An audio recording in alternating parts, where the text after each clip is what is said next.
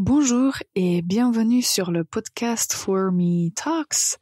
Dites-moi, de quoi avez-vous besoin en ce moment?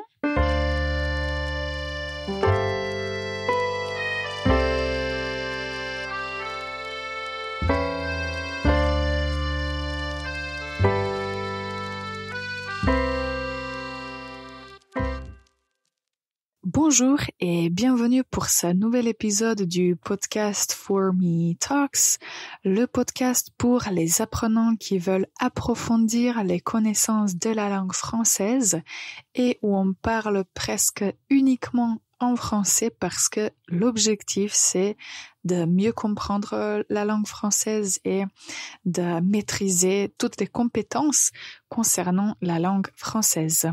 Moi, je m'appelle Ivana, je suis prof de français et je suis là pour vous aider à mieux parler en français.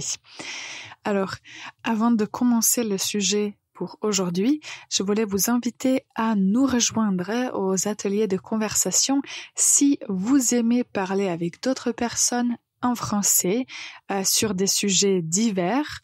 Si vous aimez discuter en français, juste essayer d'améliorer votre compréhension des autres personnes ainsi que votre production orale, vous pouvez nous rejoindre. D'habitude, nous avons des groupes entre 2, 3 au maximum 4 ou 5 personnes. Donc, ce sont vraiment de petits groupes de personnes où on parle en français sur un sujet spécifique, sur un sujet donné.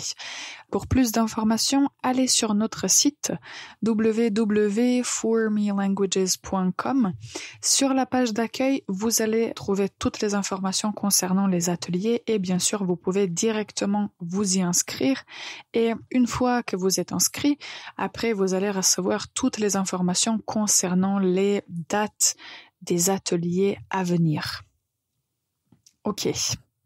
Alors, écoutez maintenant bien la faute de la semaine. Je dois un stylo. Je dois un stylo. Si vous traduisez cette phrase en anglais, ça peut paraître logique, mais en français, on ne dit pas ça. Donc, au lieu de dire je dois, on va dire j'ai besoin d'un stylo. J'ai besoin d'un stylo. Alors, pourquoi? On va l'expliquer dans les minutes qui viennent. Donc, le sujet pour aujourd'hui va en fait être la différence entre le verbe devoir et l'expression avoir besoin de quelque chose.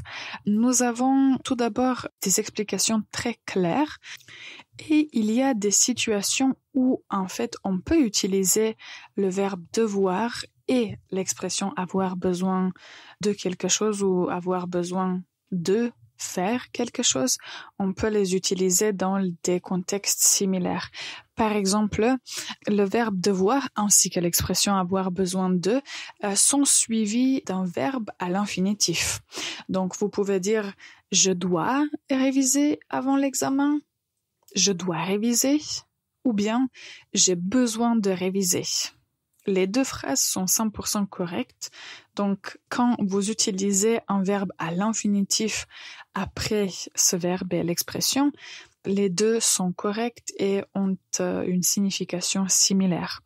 Ou par exemple, elle doit acheter de nouvelles chaussures. Ou bien, elle a besoin d'acheter de nouvelles chaussures. Donc, vous pouvez dire les deux. Il faut retenir que après devoir, vous mettez l'infinitif directement et quand vous utilisez avoir besoin, il nous faut toujours la préposition de avoir besoin de faire quelque chose. Et la dernière expression ici, en fait la dernière phrase comme exemple que je voulais donner, c'est je dois finir avant 18h. Je dois finir ou bien j'ai besoin de finir.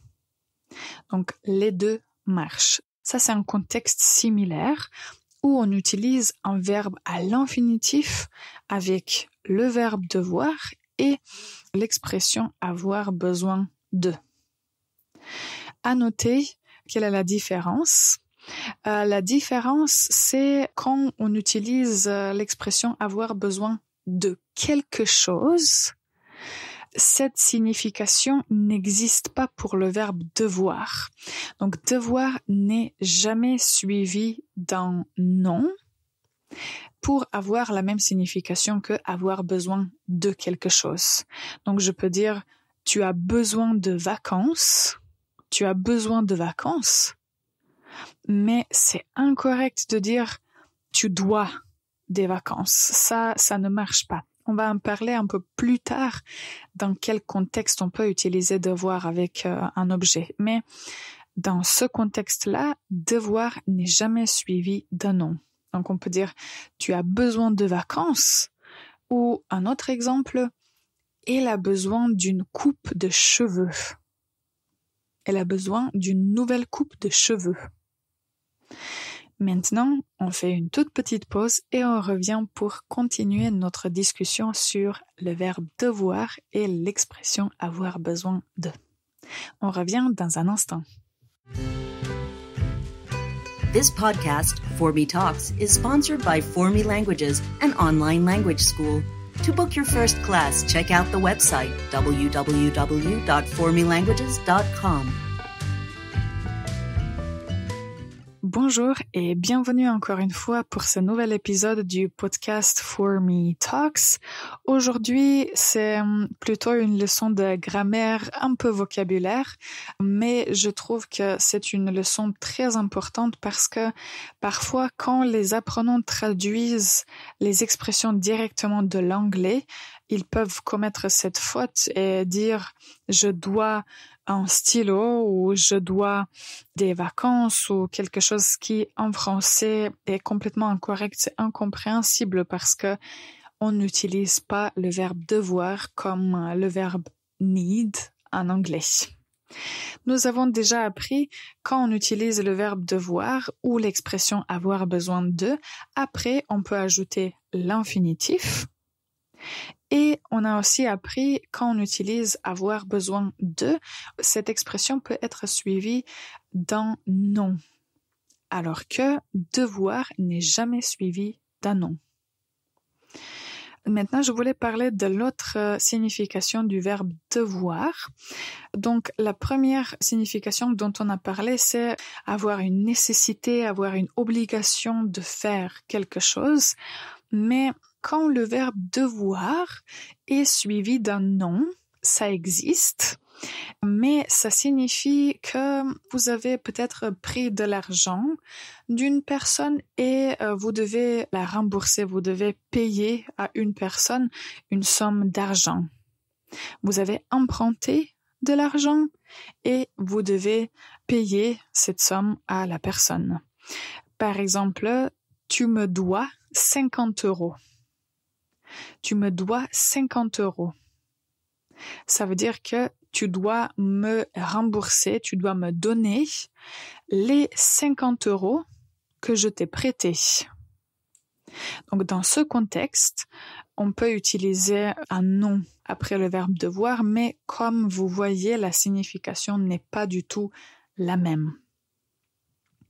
À propos de ces deux expressions devoir et avoir besoin de, je voulais aussi vous parler des nuances de signification. Peut-être que devoir peut sembler un peu plus fort. Quand on dit je dois faire quelque chose, c'est plutôt comme une obligation ou une nécessité de faire ou de compléter une tâche. Et quand on dit j'ai besoin de partir ou quelque chose comme ça, c'est une nécessité, mais ça a l'air un peu plus personnel et un peu plus subjectif. Si vous exigez quelque chose ou si vous voulez être, disons, plus strict, il faut plutôt utiliser le verbe devoir. Tu dois finir cette tâche, tu dois faire tes devoirs. C'est un peu plus fort que l'expression avoir besoin de. D'accord. Donc ça, c'était à propos de ces deux expressions. Si quelque chose n'est pas clair ou si peut-être vous avez des phrases spécifiques dans lesquelles vous utilisez ces deux expressions, n'hésitez pas à les partager dans les commentaires et comme ça, on peut vérifier si vous avez utilisé ces deux expressions, ces deux verbes dans un bon contexte. Donc, n'hésitez pas à partager vos idées. Et La dernière chose pour aujourd'hui, c'est la phrase de nos 50 phrases essentielles à apprendre en français. Et pour aujourd'hui, comme on parle déjà de l'infinitif, j'ai choisi un verbe qui est d'habitude suivi d'un infinitif ou bien d'un nom. C'est le verbe « je veux ». Je veux.